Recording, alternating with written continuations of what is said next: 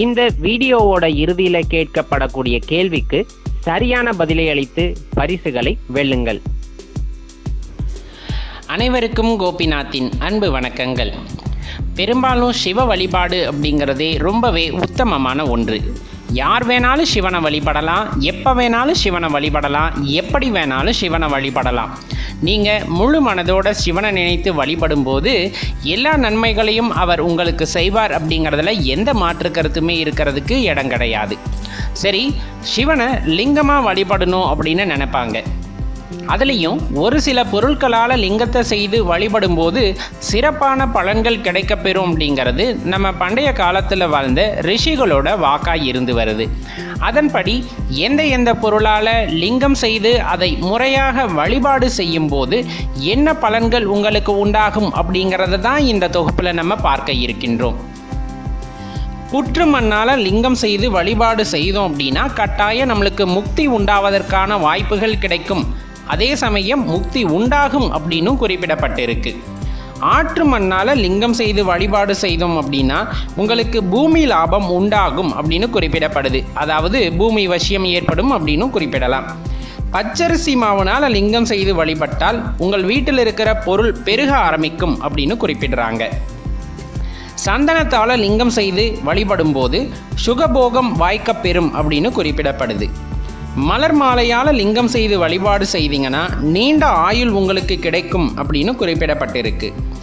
அரிசி மாவுனால் லிங்கம் செஞ்சு வழிபட்டால் உடல் வலிமை ஏற்படும் அப்படின்னு குறிப்பிடப்பட்டிருக்கு.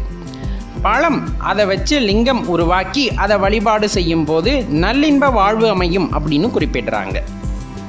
தளிர் லிங்கம்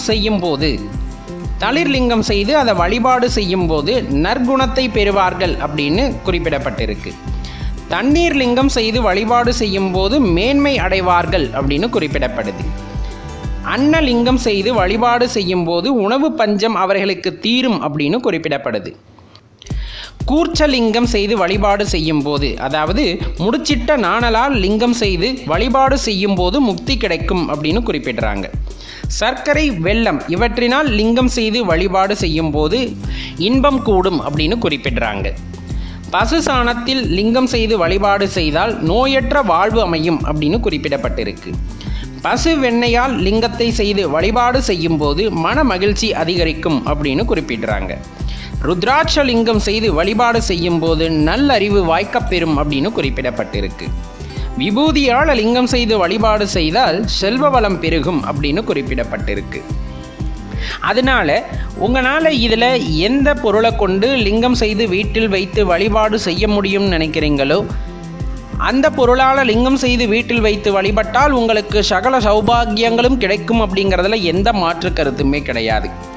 அதே போல் லிங்க வழிபாடு, அதில் சிவனை பார்த்து வழிபடுவது அப்படிங்கிறது எந்த விதத்திலையும் தவறாகாது. அதை வீட்டில் லிங்கத்தை வச்சு உண்மையாலுமே பூஜை பண்ணி அவரோட இணக்கமாக வாழக்கூடியவங்களுக்கு தான் நல்லா தெரியும் அவர் எந்த காலத்திலையும் யாருக்கும் கெடுதல் செய்கிறவர் இல்லை அப்படிங்கிறது. யார் சொல்கிறாங்கன்னு கேட்க வேணாம். சிவ வழிபாடு அப்படிங்கிறது மிகவும் உத்தமமான ஒன்று.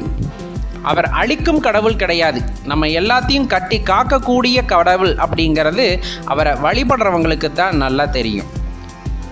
இந்த தொகுப்பிற்கான கேள்வி: பச்சரிசி மாவினால் செய்யப்பட்ட லிங்கத்தை வைத்து வழிபாடு செய்யும் போது உங்களுக்கு என்ன நன்மை கிடைக்கும் அப்படின்ட்டு நம்ம குறிப்பிட்டிருந்தோம்.